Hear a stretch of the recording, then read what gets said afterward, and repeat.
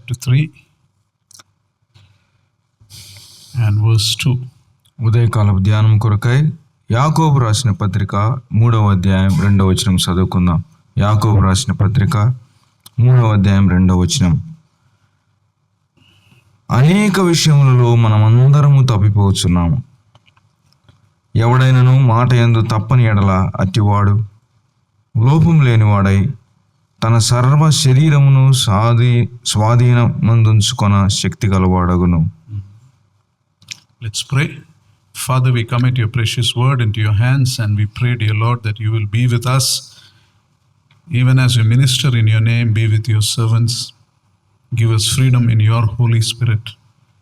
And each one of us, may we read your word with a desire for obedience, with a desire to draw close to you. Bless us, Lord, through this time, we pray. In Lord Jesus' most precious name we pray. Amen. Amen.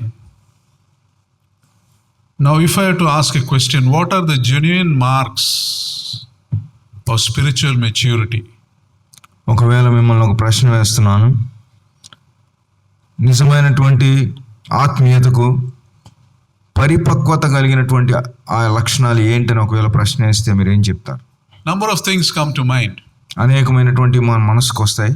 A life of humility, a life of sacrifice, దీనత్వము, త్యాగపూరితమైన జీవితము, a life of obedience, a life of prayer, విధేయత కలిగిన జీవితము, ప్రార్థనాపూరితమైన జీవితం, faithful involvement in ministry. పరిచర్యలో నమ్మకంగా కొనసాగటం. But here James draws our attention to one thing. కానీ ఇక్కడ యాకోబు ఒక ప్రత్యేకమైన దాని విషయమై మనను నడిపిస్తున్నాడు. And he says this is the acid test of spiritual maturity. ఆత్మ సంబంధంగా ఒకవేళ మీరు పరిపక్వత కలిగి ఉన్నారంటే ఇది ఒక యాసిడ్ టెస్ట్ లాంటిది. The use of your tongue. మీ యొక్క నాలుకను మీరు ఎలా వాడుకుంటున్నారు? If anyone is never at fault in what he says, he is a perfect man. ఎవడైనను మాట యందు తప్పని ఎడల అట్టివాడు లోపము లేనివాడై అతడు అన్ని విషయాల్లో శక్తి గలవాడని చూస్తున్నాడు. You know the Raymond's ad that says Raymond's the complete man. Raymond's add అని ఏమని చెప్తుందంటే పరిపూర్ణమైనటువంటి పురుషుడు అనేటువంటి పదాన్ని ఉపయోగిస్తున్నారు. So that ad suggests that completeness or perfection comes with the kind of dress you wear. అక్కడ దాని అర్థం ఏంటంటే మీరు వేసుకున్న దుస్తులను బట్టి మీరు పరిపూర్ణులు అనేది చెప్పబడుతుంది. Now there are ads that show completeness or perfection comes from the kind of watch you wear or the kind of car you drive or the perfume you put on. మనం పెట్టుకునేటువంటి వాచ్ కానీ మనం నడిపిస్తున్న car లేదా మనం వేసుకున్న పర్ఫ్యూమ్ను బట్టి వీరు పరిపూర్ణులు అనేలాగా ఒకవేళ లోకంలో కొన్ని ఉన్నాయేమో. But we know that perfection is not measured like that. కానీ మనందరికీ తెలుసు పరిపూర్ణత అనేది అలాగ కొలవం ఎవరు. The Bible says the measure of your perfection can be made out by listening to you talk. వాక్యం ఏం చెప్తుందనంటే నీవు మాట్లాడేటప్పుడు నీ మాటల ద్వారా నీవు ఎంత పరిపూర్ణుడవో అది తెలుసుకోవచ్చు. Now many of us remember the moments in our life when somebody's words deeply encouraged us or inspired us. మనలో చాలా మందికి తెలుసు, ఎవరన్నా కొంతమంది మాట్లాడితే అవి మనల్ని ఎంతో ఉత్తేజపూర్వకంగా లేదా మనల్ని ఎంతగానో ఆదరించేటువంటి మాటలు మాట్లాడతారు. And on the other side, we can go back to moments where somebody's words have deeply hurt us, deeply wounded us. మరి ఒక విధంగా కొంతమంది మాటలు మనల్ని ఎంతో గాయపరుస్తూ మనల్ని ఎంతో దుఃఖభరితులుగా చేసినటువంటి మాటలు ఉంటాయి. There's a story of a child who was entering a new school. His father had a transferable job, so he had to keep changing schools once in couple of years. ఒక చిన్న బాలుడు గురించిన కథ ఉంది. తల్లిదండ్రులు ఉద్యోగ రీతిగా వారు పలు స్థలాలకి ట్రాన్స్ఫర్ అవుతున్నప్పుడు ఆ అబ్బాయి కొత్త ప్రదేశంలో స్కూల్కి వెళ్ళాడు. And in the class that they went, there was a drawing competition. The first day in school, there was a drawing competition in his class. ఆ తరగతికి వెళ్ళినప్పుడు మొట్టమొదటి రోజు డ్రాయింగ్ పోటీ ఉంది క్లాస్లో. And they gave white sheets of paper and color pencils to everybody. అందరికి తెల్ల కాగితాలు ఇచ్చారు, కలర్ పెన్సిల్ ఇచ్చారు. And this boy takes his pencil and he starts to draw. ఈ బాబు ఆ యొక్క తెల్ల కాగితం తీసుకొని పెన్సిల్తో అక్కడ దాని మీద డ్రా చేస్తున్నాడు.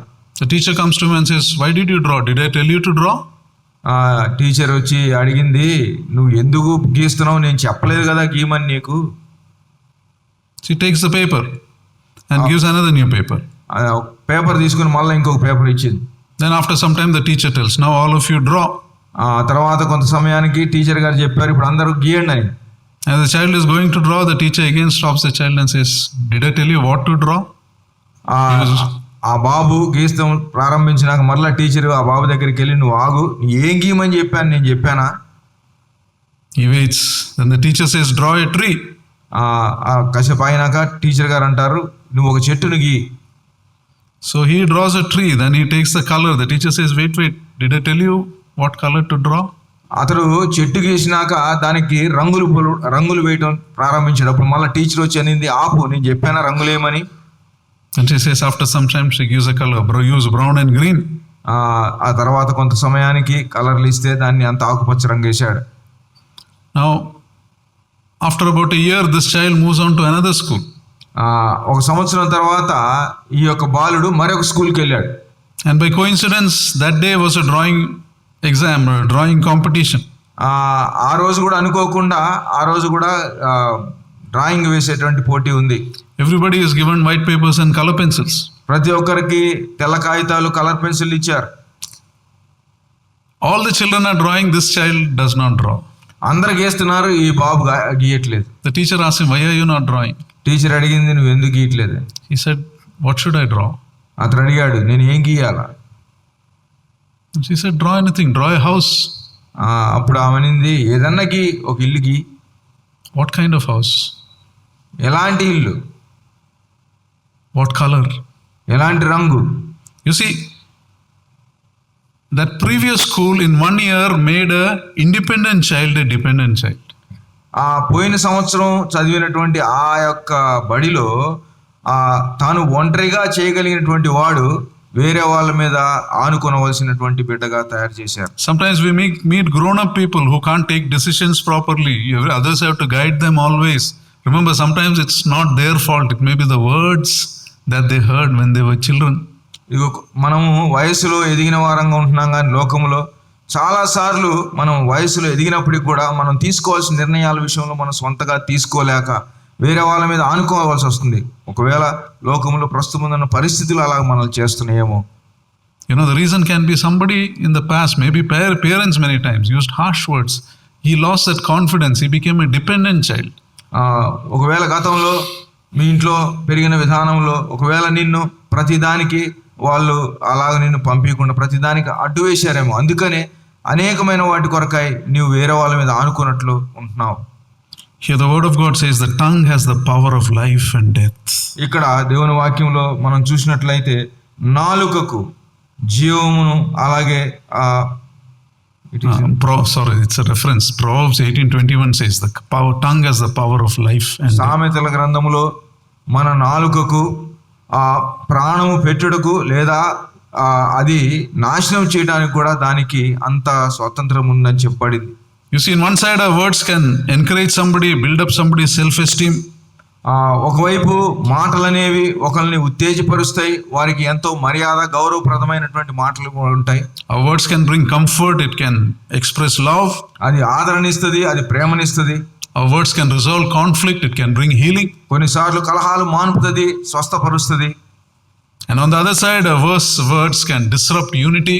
కానీ మరి ఒక వైపు అదే మాటలు ఐక్యతను పోగొడతాయి, destroy reputation, మనకున్న పేరు ప్రఖ్యాతులను నాశనం చేస్తుంది, tear down a person's self-esteem.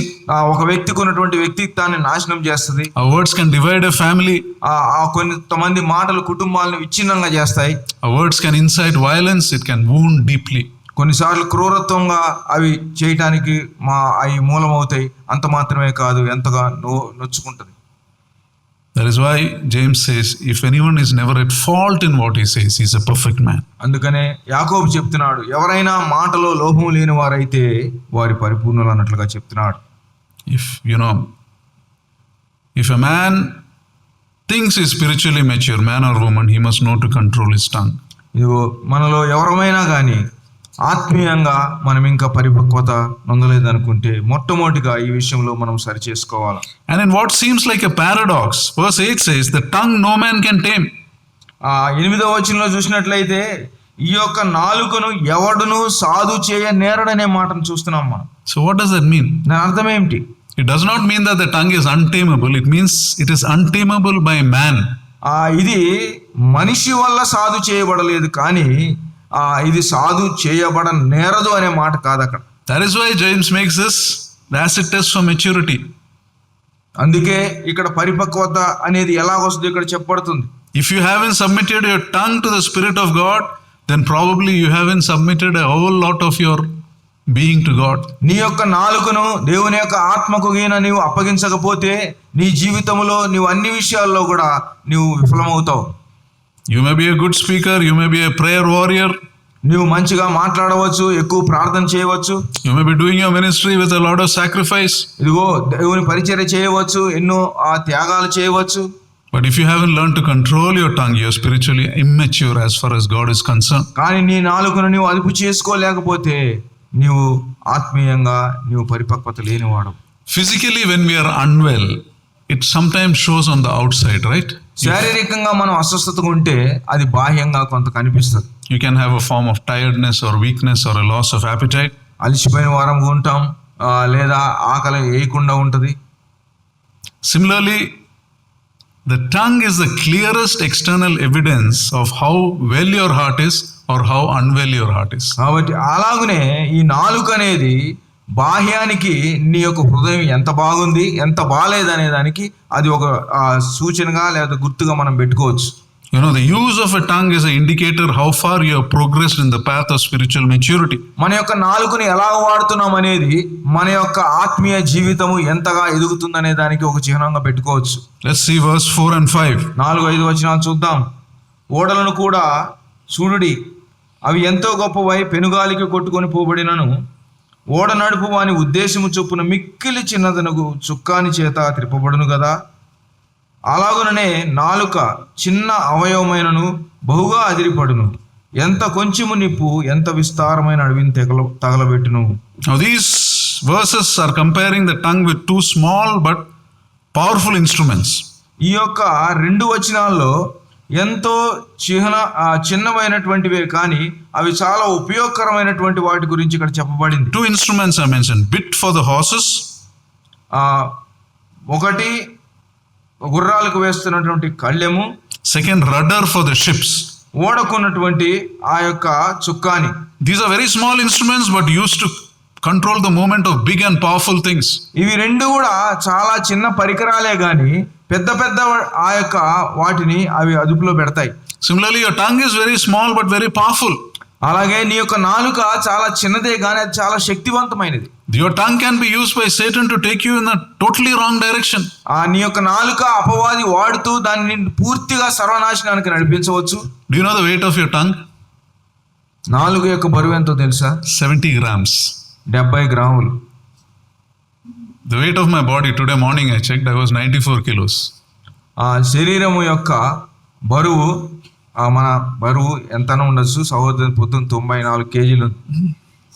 Now the point is, my 70 grams tongue has the ability to control my 94 kg body. ఇక్కడ ఏంటంటే ఆ 70 గ్రాముల నాలుక 90 కేజీల శరీరాన్ని ఎలాగైనా నడిపిస్తుంది. If my body submits to the evil my tongue wants me to do, the tongue can damage my life. ఇదిగో నేను నా శరీరము నేను చేయాలనుకున్న చెడు విషయంలో అది అదుపులో పెట్టుకోలేదంటే నా యొక్క నాలుక ఎంత కీడైనా నాకు చేస్తుంది. That's why giving control of the tongue to the Holy Spirit is most important. అందుకనే నీ యొక్క నాలుకను పరిశుద్ధాత్మ దేవునికి అప్పగించడం అనేది చాలా ప్రాముఖ్యం. Just like the experienced horse rider, he holds the reins and makes the horse go wherever he wants. If you and me can control our tongue, we can control ourselves and others also. గుర్రమును ఆ యొక్క స్వారీ చేస్తున్నటువంటి ఆ వ్యక్తి కళ్ళము పెట్టి ఆ గుర్రాన్ని అటు ఇటు ఎలా తిప్పగలడో అలాగే మనం కూడా మన నాలుకను గిన అదుపులో పెట్టుకుంటే మన శరీరాన్ని మనం తిప్పవచ్చు. Just like a steady experienced hand holds the rudder of a ship and makes it go wherever he wants it to go, a believer when he controls his tongue, he can control the direction of his life. ఓడ నావికుడు ఆ యొక్క చుక్కాని కనిపెడుతూ దాన్ని ఎలా తిప్పుతూ ఓడనంతటిని తిప్పుతాడో అలాగే మనం కూడా మన నాలుకను అదుపులో పెట్టుకుంటే మనం కూడా దాన్ని సరిగా నడిపించవచ్చు శరీరాన్ని. You see, when we submit to the Holy Spirit, His control over our lives is very evident by the words that come out of our mouths. మనము మన యొక్క జీవితాలను పరిశుద్ధాత్మ దేవునికి అప్పగించుకుంటే మన నాలుకలోంచి వచ్చే మాటలు ఎంత చక్కగా అవి బయలుపరుస్తాయి మనం ఎంత పరిపూర్ణులమో. And the Holy Spirit's lack of control over our lives also will be evident in the use of our tongue. మనం నాలుక ఉపయోగించేటప్పుడు ఒకవేళ మన జీవితంలో పరిశుద్ధాత్మ దేవునికి స్వాతంత్రం లేదని అంటే అది కూడా పూర్తిగా బయలుపరచబడుతుంది. That is why James says this is the acid test of spiritual maturity. అందుకనే యాకోబు అంటున్నాడు ఇది మీ యొక్క ఆత్మీయ జీవితం విషయమై అదొక పరీక్ష. Look at verse 5. 5వ వచనం చూద్దాం. అలాగుననే నాలుక కూడా చిన్న అవయవమైనను బహుగా అదిరిపడును, ఎంత కొంచెము నిప్పు ఎంత విస్తారమైన అడవిని తగులబెట్టును. A great forest is set on fire by a small spark. చిన్న నిప్పు విస్తారమైనటువంటి అడవిని తగులబెట్టును. You know, in the US, there was a great fire called Carr Fire, the CARR fire in August 2018. 2018వ సంవత్సరంలో అమెరికా దేశంలో కార్ అనేటువంటి ఒక అగ్ని బయలుదేరింది. It destroyed nearly 2,000 buildings and 7 lives were lost. 2,000 బిల్డింగులను దాదాపుగా 7 ప్రాణాలను కూడా అది తీసుకుంది.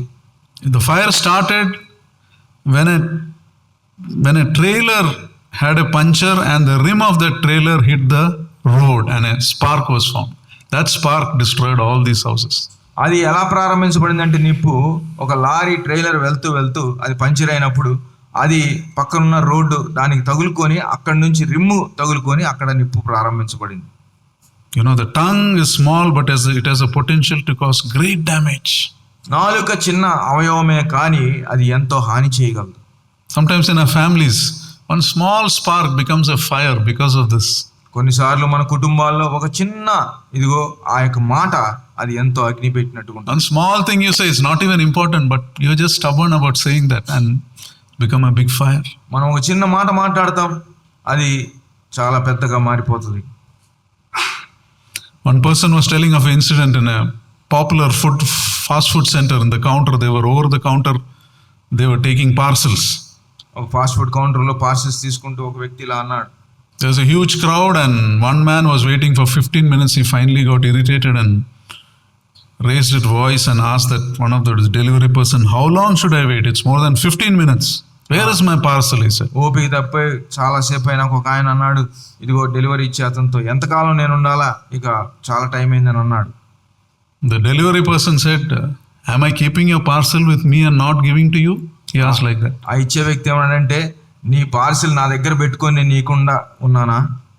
That guy, that was a spark and it became a big fight and they started banging the wall and ఆ చిన్న మాట అది ఎంతో పెద్దదైపోయి ఆ గొడవలు ప్రారంభించబడినాయి. finally the owner had to come and pacify the whole thing. Owner వచ్చి అందరినీ నిశ్శబ్దం చేయాల్సిన అవసరం వచ్చింది. How should that person have talked? అతడు ఎలా మాట్లాడి ఉండవచ్చు? If you had only had the wisdom and said like, sir, I'm sorry, we are a little low on manpower, your parcel is coming, sir, can you wait? అతడు కొంచెం మృదువుగా, అయ్యా కొంచెం late అవుతుంది, ఎక్కువ మంది మనుషులు లేరు అని చెప్పుంటే ఎలాగుండేది? Highly unlikely the customer would have raised his voice again. అలా ఒకవేళ చెప్పుంటే ఆ వచ్చినటువంటి వ్యక్తి అలా గొడవ ప్రారంభించేవాడు కాదు. Spark causes the fire. చిన్న నిప్పు అగ్నిని రాజపెడతాడు. You know, if you use that your words wisely, it will benefit you greatly. If you use it wrongly, it is going to damage us and people around us. ఎంతో జ్ఞానయుక్తంగా నువ్వు మాట్లాడితే అది ఎంతో మంచిది, ఒకవేళ అజ్ఞానంగా మాట్లాడితే అది చాలా నష్టం. Let's go to verse 6. 6వ వచనం చూస్తున్నాం. నాలుక అగ్నియే, నాలుక మన అవయవములో ఉంచబడిన పాప ప్రపంచమై సర్వ శరీరమునకు మాలిన్యము కలుగజేయు, ప్రకృతి చక్రమునకు చిచ్చు పెట్టును, అది నరకము చేత చిచ్చు పెట్టబడును. You see, here it says this tongue is a world of evil. ఇక్కడ చూసినట్లయితే ఈ సూర్యుడు అనేది లోకానికి మొత్తం కూడా అది ఇంధనముగా మనం గ్రహించవచ్చు. That means every evil in your heart you can express with your tongue. నీ యొక్క హృదయంలో ఉన్నటువంటి ప్రతి చెడును కూడా నీవు నాలుక ద్వారా చెప్పగలవు. The hatred in your heart can come out of your tongue. The envy in your heart can come out of your tongue. నీలో ద్వేషం ఉంటే, నీలో అసూయ ఉంటే అవన్నీ కూడా నాలుక ద్వారా బయటకు వస్తాయి. The anger in your heart will come out of your tongue. The bitterness in your heart can come out of your tongue. నీలో కోపం ఉంటే బయటకు వస్తుంది, చేదు అనుభవం ఉంటే బయటకు వస్తుంది. Every sin in your body will find expression through your tongue. నీ యొక్క శరీరములో దేహములో ఉన్న ప్రతి పాపము కూడా అది బయటకు చూపించేదానికి నువ్వు నాలుకను వాడుకోవచ్చు. That is what James says this tongue burns with the fires of hell.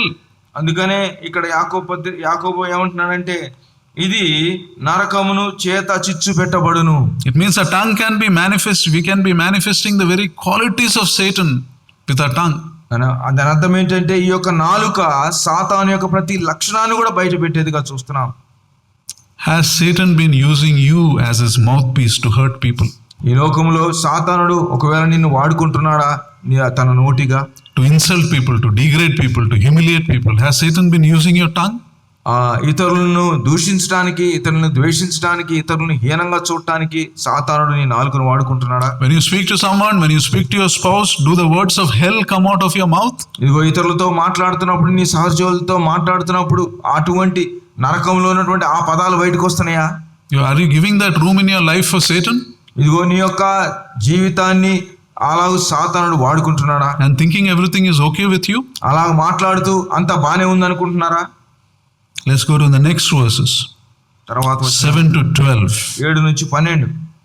మృగపక్షి సర్ప జల చరములలో ప్రతి జాతియు నరజాతి చేత సాధు కాజాలను సాధు ఆయను గాని ఏ నరుడును నాలుకను సాధు చేయ నేరడు.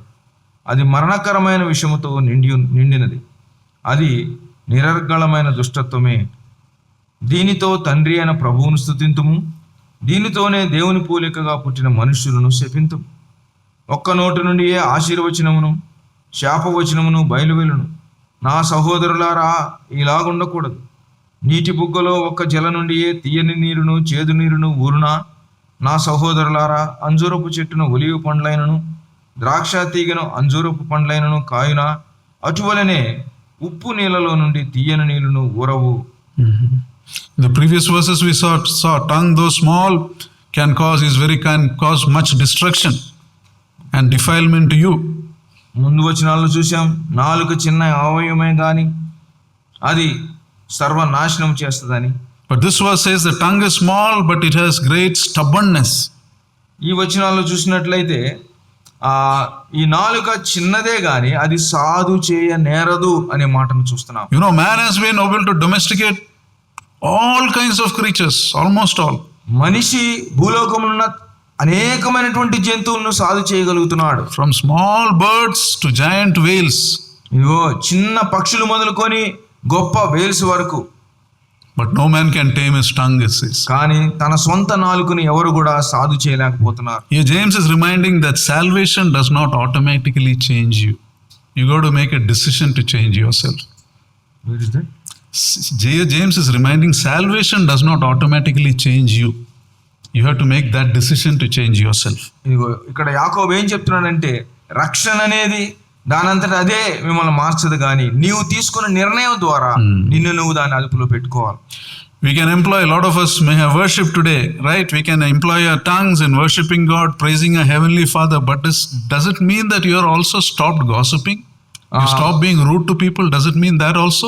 ఈ ఉదయకాలం మందు దేవుణ్ణి ఆ నాలుగుతో మనం ఆరాధించాం, కానీ దాని అర్థం మీరు ఇతరులను దూషించడం కానీ ఇతరుల గురించి ఏదైనా చెడ్డ మాటలు మాట్లాడుకోవటానికి మీ నాలుగును వాడట్లేదా? Many times I feel I go into a conversation with someone and I feel I should not say these things, I should not be rude, and sometimes I end up saying the things I did not want to say. కొన్నిసార్లు మనం మాట్లాడుతున్నప్పుడు ఈ మాటలు నేను పలక్కుండా ఉంటే బాగుండు, ఈ మాటలు పలకూడదు అని అనుకుంటూ మనం వాటిని పలుకుతూ వెళ్తుంటాం. Reminded, no man can tame the tongue. ఇక్కడ చెప్పబడింది ఏ మానవుడును ఆ యొక్క నాలుకను సాధు చేయజాలడు. It does not mean the tongue is not untamable. It means tongue is untamable by you. Your efforts can't tame your tongue. You got to depend on the Holy Spirit. దాని అర్థం ఏంటంటే ఆ యొక్క నాలుకను నీవు దాన్ని సాధు చేయలేవు, కానీ దేవుడు దాన్ని సాధు చేయగలడు. పరిశుద్ధాత్మ దేవునికి మనం అప్పగించుకోవాలి దాన్ని. Only the Holy Spirit in you can end sin's control over your tongue. నీలో ఉన్నటువంటి పరిశుద్ధాత్మ దేవుడు మాత్రమే దాన్ని సాధు చేయగలడు. And walking in the Spirit is the only way to overcome it. ఆ ఆత్మలో నడవటం ద్వారా మాత్రమే దాన్ని మనం జయించగలం. Here two illustrations are given.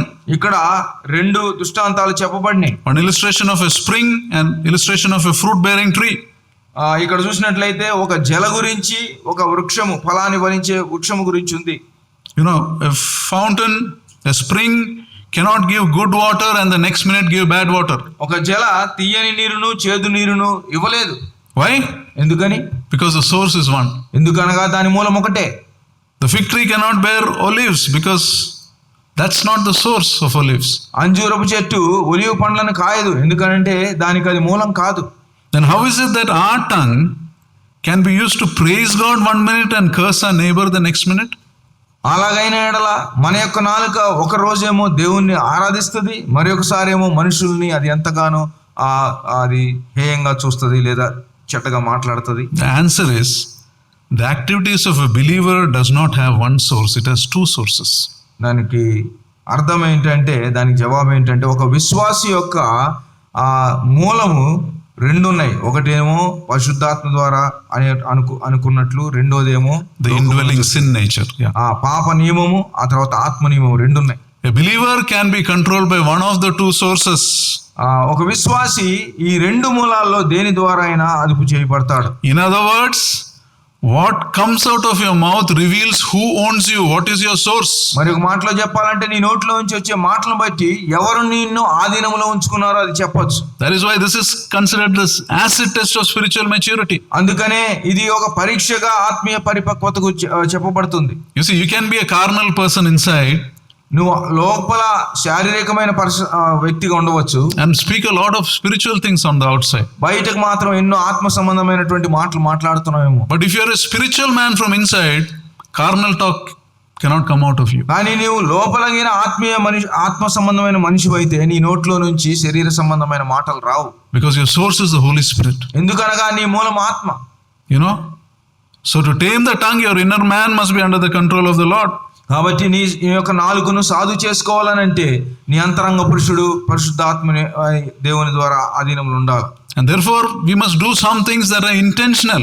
కాబట్టి మనం చేసేటువంటి కార్యాలు మనం ఎంతో అది ఉద్దేశపూర్వకంగా చేయాలి. Resolve, when you speak, I will speak words that bless and bring life to others. కాబట్టి మీరు మాట్లాడేటప్పుడు ఇతరులకు ఆశీర్వాదకరంగా, ఇతరులకు మేలు కలిగించేటువంటి మాటలు మాట్లాడదాం. When you meet people, ask God for wisdom. Lord, what kind of words should I speak?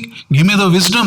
ఇదిగో ఇతరులను మనం కలుసుకుంటున్నప్పుడు ప్రభువుని అడుగుదాం, దేవా ఎటువంటి మాటలు నేను మాట్లాడాలని నాకు జ్ఞానం అనుగ్రహించు. Proverbs 16:24 says kind words are like honey.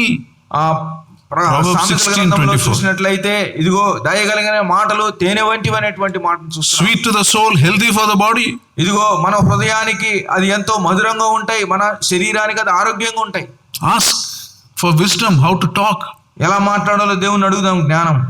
Instead of telling you do like this or imposing your opinion on someone, talk in terms of let me share with you what I feel. Use that a different language. ఇది చేయి అది చేయి అని చెప్పే బదులు వారితో నేను నా జీవితంలో జరిగిన సంభవాన్ని నీతో పంచుకోవాలనుకుంటున్నాను అన్నట్లుగా మృదువుగా మాట్లాడదాం. When you want to say something to someone, can I share my concern about this? ఎవరితోనో మాట్లాడాలనుకున్నప్పుడు ఇదిగో నీ విషయమై నాకున్నటువంటి ఆసక్తి లేదా భారాన్ని నేను చెప్పవచ్చా? Or if you find someone is unreasonable, ask, can you help me understand this? ఎవరన్నా మనకు అసలు అంతుపట్టకుండా ఉంటే అసలు వాళ్ళని అడుగుదాం, అర్థమయ్యేటట్టు కొంచెం చెప్తావా? And you'll be surprised by what you find out. అలా అడిగి తెలుసుకుంటున్నప్పుడు మనకు అది ఎంతో ఆశ్చర్యం కలిగించవచ్చు. People behave differently when you react differently, when you ask differently. నీవు వారితో ప్రతిస్పందించడమే వేరుగా ఉంటే వారు కూడా నీతో మాట్లాడేది వేరుగా ఉంటది. We must learn to diffuse situation, not to aggravate situation. నీ దగ్గర ఉన్నటువంటి పరిస్థితులను నీవు అవి మరీ ఎక్కువగా వాటిని గొప్ప చేయకూడదు, వాటిని తగ్గించాలి. Proverbs Philippians 4:5 says, let your gentleness be evident to all. ఫిలిప్పీయులకు రాసిన పత్రికలు చూసినట్లయితే మీ యొక్క సాత్వికము అనేకులకు కనబడనిమ్ము అనేటువంటి మాటను చూస్తున్నాం. One man was writing about a separation. He was going with his wife. He was undergoing a divorce with his wife. ఒక వ్యక్తి తన భార్య దగ్గర నుంచి ఆ యొక్క విడాకులు తీసుకుంటున్నప్పుడు ఇలా చెప్పాడు. He didn't want to divorce. He loved his wife. అతడు అలాగ వేరైపోవాలనుకోలేదు, ఎంతో ప్రేమిస్తాడు తన భార్య. But the way he spoke separated them. కానీ అతడు మాట్లాడిన మాటల కారణంగా అలాగ జరిగిపోయింది. He said like this, he was analyzing his divorce. He said, This, I am a truth guy. I analyze data and facts, he said. అతను ఏమన్నాడంటే, నేను ఆ సత్యమును ఎరిగినట్టు ఆ సత్యం విషయమై నేను ఉండేటువంటి వాడిని, జరిగిందంతా నేను అన్వేషించుకున్నాను అన్నాడు. So when my wife says that I have hurt her or she doesn't feel valued, I will start presenting her facts that why she shouldn't be hurt. I have done nothing to hurt you. He used to argue like that. వాళ్ళ భార్య, ఇదిగో నీవు మాటల ద్వారా నన్ను గాయపరిచావంటే ఆయన వెంటనే ప్రశ్నించేవాడు, నీవు గాయపడకుండా, what is that? He used to start building a case saying that why you shouldn't feel hurt. నువ్వు ఎందుకు గాయపడకూడదని దానికి కారణాలు తీసేవాడు. You know, I used to focus on being right rather than responding with love and gentleness. నేను ఎందుకు ఆ మాట అన్నాననే విషయమై నేను ఎంతసేపు దాని విషయమై మాట్లాడాను కానీ ఆమెతో మృదువుగా మాట్లాడలేకపోయానన్నా. He said, I needed to stop building my case and start building a bridge, he said. ఇదిగో అతను ఏమన్నాడంటే, నేను చేసిన దాని విషయమై నన్ను నేను సరి చేసుకోవటం కంటే ఆమెను దగ్గరని తీసుకొని అలాగ మధ్యలో ఒక వారధలాగా నేను మాట్లాడుంటే బాగుండేది. And connect with my wife. ఇదిగో అప్పుడు నా భార్యతో నేను connect అయ్యేవాడిని. You see, sometimes wise words means being silent also. కొన్నిసార్లు జ్ఞానయుక్తంగా అంటే మౌనంగా ఉండటం కూడా మంచిదే. You know, some things are resolved best by silence, not by talking. కొన్నిసార్లు మౌనంగా ఉండటం వల్ల కొన్ని గొప్ప సంగతులు అవి మంచిగా జరుగుతాయి. Just because you have something in your mind to say doesn't mean you have to say. ఏదో నీ ఒక తలలో ఉన్నంత మాత్రాన చెప్పాలని కాదు. If you're angry with someone, think before you talk. మీకు ఎవరి మీద కోపం ఉంటే మాట్లాడే ముందు ఆలోచించి మాట్లాడండి. If that person is younger to you, count 10 before you talk to him, somebody said. ఎవరన్నా నీకంటే వారు వయసులో తక్కువ వారైతే నువ్వు మాట్లాడక ముందు 10 లెక్క పెట్టుకో మనసులో. If the person is equal to you, count 30 before you speak. ఎవరన్నా నీ సమాన వయస్కులైతే 30 అంకెలు లెక్క పెట్టుకో మనసులో. If a person is elder to you, count 50 before you speak. ఒకవేళ నీకంటే ఎక్కువ వయసు ఉన్న వారైతే నీ మనసులో 50 లెక్క పెట్టుకో. And if a person is your wife, keep counting. చెప్పేటువంటి వ్యక్తి నీ భార్య అయితే ఇంక ఎల్లప్పుడూ దాన్ని లెక్కలు వేసుకుంటావు. Don't talk. You know, the Bible says even fools are thought wise when they keep silent. దైవ గ్రంథంలో ఏమనిందంటే, బుద్ధిహీనులు కూడా మౌనంగా ఉంటే వారు జ్ఞానులుగా ఎంచబడతారు. Proverbs 17:28.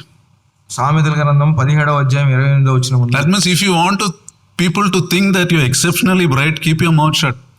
కాబట్టి ఎవరన్నా వేరే వాళ్ళు మీరు చాలా జ్ఞానవంతులు అనుకోవాలంటే దయచేసి మీ నోరు మూసుకొని ఉండటం మంచిది. You know, if you want to increase your IQ by a few points, keep quiet. మీకు ఉన్నటువంటి మేధస్సుని ఇంకా పెంచుకోవాలా, ఎదుటి వాళ్ళ ముందు అట్లా ఉండాలనుకుంటే సైలెంట్గా ఉండటం మంచిది. So here are some things we need to answer. మనం కొన్ని సంగతులు ఇక్కడ మాట్లాడాలా. While in closing, do people feel better or they feel worst after spending time with you? ఇతరులతో నువ్వు సమయం గడిపినాక వారు మంచిగా ఉంటారా లేదా వారు ఎంతో నొప్పితో ఉంటారా? You see, James is talking about a very simple thing, but it's a very tough issue. The use of the tongue. యాకోబు చాలా చిన్న సంగతి మాట్లాడుతున్నాడు కానీ ప్రాముఖ్యమైన సంగతిని మాట్లాడుతున్నాడు. He does not want to know how active you are in church. He does not know how firm is your beliefs. అతడు నీవు సంఘములో ఎంత ప్రయోజనకారుడుగా ఎంత తొందరగా పని చేస్తున్నావు వాటి గురించి మాట్లాడట్లేదు. He does not care whether you read the Bible 25 times. నువ్వు 20 సార్లు వాక్యం చదివావా లేదా మాట్లాడట్లేదు. He does not bother whether you know the Bible in 12 languages. నీకు 12 భాషల్లో వాక్యం వచ్చారాదా దాని విషయం అడగట్లేదు. He is not bothered if you have PhD in religion from Harvard. ఇదిగో గొప్ప విశ్వవిద్యాలయంలో నీకు ఒకవేళ PhD వచ్చిందా దాని గురించి అడగట్లేదు.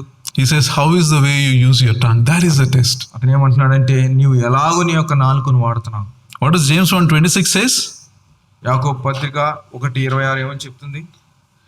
If anyone considers himself religious yet does not keep a tight rein on his tongue, he deceives himself and his religion is worthless. ఎవడైనను నోటికి కళ్ళెము పెట్టుకొనక తన హృదయమును మోసపరుచుకొనుచు భక్తి గలవాడనని అనుకుని ఎడల వాని భక్తి వ్యర్థమే. What does worthless mean? వ్యర్థమే అంటే దాని అర్థం ఏంటి? Having no value, no use, right? దానికి ఎటువంటి ప్రయోజనం లేదు, విలువ లేదు. You may be a believer for 30 years, but if you haven't learned to control your tongue, then God says your religion is zero. నీవు విశ్వాసిగా 30 సంవత్సరాలు ఉండవచ్చు కానీ నీ నాలుకను నువ్వు అదుపులో పెట్టుకోకపోతే నీ భక్తి వ్యర్థమే అంటున్నారు. After 30 years, when God tests you, you got 0 out of 100. 30 సంవత్సరాల తర్వాత దేవుడు పరీక్షిస్తే 100కు 0 వచ్చినాయి అనుకోండి. I mean, what a sobering thought it is. అది నిజంగా ఎంత బాధాకరమైన. Have you ever thought, how do I speak? మనం ఎలా మాట్లాడాలో మనం ఎప్పుడైనా గమనించామా? That's why Apostle Paul says in Ephesians 2:4-29. We will close this with this. We will close with this. ఎఫెసీయులకు రాసిన పత్రికలో పౌలు మాట్లాడుతూ ఇదే మాట చెప్పాడు. Do not let any unwholesome talk come out of your mouth, but only what is helpful for building others up according to their needs, so that it may benefit those who listen. Ephesians 4:29. ఎఫెసీయులకు రాసిన పత్రిక 4:29 చూసినట్లయితే, వినువారికి మేలు కలుగునట్లు అవసరమును బట్టి క్షేమాభివృద్ధికరమైన అనుకూల వచనమే పలుకుడి, కానీ దుర్భాష ఏదైనను మీ నోట రానియకుడి. You may have heard this illustration. A young lady is sitting in a bus. ఒక యవ్వనస్తురాలు బస్సులో కూర్చుంది. And there is a seat next to her. ఆమె పక్కనే ఒక సీట్ ఉంది. So one grumpy fat lady gets in with a big bag. She gets it and sits beside her. విసుగుతో ఉన్నటువంటి ఒక లావుగా ఉన్న వ్యక్తి వచ్చి పక్కన కూర్చుంది. And her bag hits this young lady. Her bag, the fat lady's bag, it hits this young lady. ఆ యొక్క లావుగా ఉన్నటువంటి వ్యక్తి ఆమె బ్యాగు ఈ యవ్వనస్తురాలకి తట్టింది. She doesn't apologize to the young lady, instead blames her for not sitting properly. ఆమె ఆ బ్యాగ్ తగిలినందుకు ఆమె క్షమాపణ చెప్పకుండా నువ్వు సరిగ్గా కూర్చోలేదని ఆమెను తిట్టింది. The lady says sorry and moves back. ఆ యొక్క యవ్వనస్తురాలు సారీ అని క్షమించమని చెప్పి పక్కకు జరిగింది. Another person seeing this is agitated. వేరే వాళ్ళు చూస్తూ దాన్ని వాళ్ళకి బాధ వేసింది, కోపం వచ్చింది. Yeah sir, why did you let her speak like that? It's completely her fault. వాళ్ళు ఏమన్నారంటే, ఎందుకు అలాగా ఆమె మాట్లాడనిచ్చు, అంత తప్పు ఆమెదే కదా అన్నారు. She just smiled and said, it's okay, I'm getting down in the next stop. ఆమె ఏమనిందంటే, సర్లే అంటే అనింది, నేను నెక్స్ట్ స్టేజ్ లోనే దిగిపోతాను. Why should I get irritated? The journey is so short. ఎందుకనిందంటే, ఇదిగో నేను చేసే ప్రయాణం ఇంకొంచెమే, ఎందుకు ఇంక కోపగించుకోవాలని. Is it necessary to argue about something so insignificant when our journey together is so short? ఇదిగో ఈ లోకము మనం ప్రయాణం చేసేటువంటి ప్రయాణం ఎంతో క్లుప్తమై ఉంటుండగా మనం అనవసరమైన వాటి విషయమై ఇలా తగాదాలు పెట్టుకోవడం మంచిదేనా? Did someone break your heart by their words? Remember, the journey is short. ఎవరన్నా ఒకవేళ మీ హృదయాలను బద్దలు చేసినట్లయితే వారి మాటలను బట్టి ఒక్కసారి గుర్తుపెట్టుకోండి, ఈ ప్రయాణం కొంతకాలమే. Did someone betray you? Someone humiliate you? Remember, the journey is short. నిన్నెవరన్నా అవమానపరిచారా? నిన్నెవరన్నా ఒకవేళ నిన్ను పక్కకు పడేశారా? అలాగైతే మీరు గుర్తుపెట్టుకోండి, ఈ ప్రయాణం కొంతసేపే. And no one knows the duration of the journey, right? No one knows when the next stop will come. Whose stop will be next? మనకి తర్వాత వచ్చే స్టేజ్ ఎప్పుడు వస్తుందో తెలియదు, ఎవరి స్టేజ్ వస్తుందో కూడా తెలియదు. So let us cherish family and friends. కాబట్టి మనతో ఉన్నటువంటి స్నేహితులతో, మన కుటుంబం వారితో ఆనందిద్దాం. Let us be respectful and forgiving to each other. మనం ఒకరినొకరు గౌరవించుకుందాం, ఒకరినొకరు క్షమించుకుందాం. Let us be filled with gladness and gratitude. మనం ఎంతో ఆహ్లాదంగా వారితో కృతజ్ఞతాపూర్వకంగా ఉందాం. We don't know when the stop is going to come. ఎందుకనగా ఎప్పుడు మన అంతం వస్తుందో మనకు తెలియదు. So make it a habit to encourage your family and friends. కాబట్టి దయచేసి మీతో ఉన్నటువంటి వారిని ఎల్లప్పుడూ కూడా వారిని ఆనందింపజేయండి. Let your wife know that she is the only woman in the world for you. ఇదిగో లోకంలో ఉన్న వారందరికంటే ఆమె ఒక్కతే నీకు ఉన్నట్లుగా వారితో పంచుకోండి. Express appreciation to your husband's sense of care. ఇదిగో నీ సహచరులకు వారికి ఉన్నటువంటి ఆ యొక్క నీ మీద చూపిస్తున్న దయ, లేకపోతే ఆ యొక్క వారికి ఉన్నటువంటి మనస్సును మీరు మెచ్చుకోండి. Applaud your children for avoiding drugs and alcohol. ఇదిగో నీ బిడ్డలు అనవసరమైనటువంటి లోకములో ఉన్నటువంటి వాటి జోలు వెళ్ళనందుకు వారిని మీరు మెచ్చుకోండి. Accept people as they are. ఉన్నటువంటి మనుషులను అలాగే మీరు అనుమతించుకోండి మీ జీవితంలోకి. Remember, we are here only for a short time. గుర్తుపెట్టుకోండి, మనం ఈ లోకంలో జీవిస్తున్నది బహు కొద్ది కాలం. Our journey is very short. మన యొక్క ప్రయాణం చాలా కొద్దిగా ఉంది. Who knows who will be there next time, who won't be there? ఇదిగో ఎవరికి తెలుసు వచ్చే వారం ఎవరు ఉంటారో ఎవరు ఉండరు. Let us grow in this maturity of learning to submit our tongue to the Holy Spirit. కాబట్టి మన యొక్క నాలుకను పరిశుద్ధాత్మ దేవునికి సమర్పించుకొని వెళ్ళేలాగా మనం అప్పగించుకుందాం. Let us pray. ప్రార్థన చేసుకుందాం. Father, we thank you for this time that you have given us. We thank you for your word. That's so important, Lord. Help us to be people who are life-giving, who are people builders, whose words heal, not break down. May we be people who submit our tongues to you, Lord. May we know when to be silent. May we know when to speak. And grant us the wisdom to speak the right words, Master. Help us to understand. Help us to realize we are not here for a very long time. May we not waste our time saying foolish things, things that cause a spark then create a great fire, things that brings the very words of hell out of our mouths. May we not be Satan's mouthpieces, Lord. Each one of us teach us to be people who are gentle, kind. It's not about tolerating a sin. It is about restoring relationships and people. It is about imitating you, Lord Jesus, in our lives. We thank you, we praise you, Master. In Lord Jesus' most precious name we pray. Amen. Now to him who is able to keep you from falling and to present you before his glorious presence without fault and with great joy, to the only God our Savior, be glory, majesty, power and authority through Jesus Christ our Lord before all ages, now and forevermore. Amen.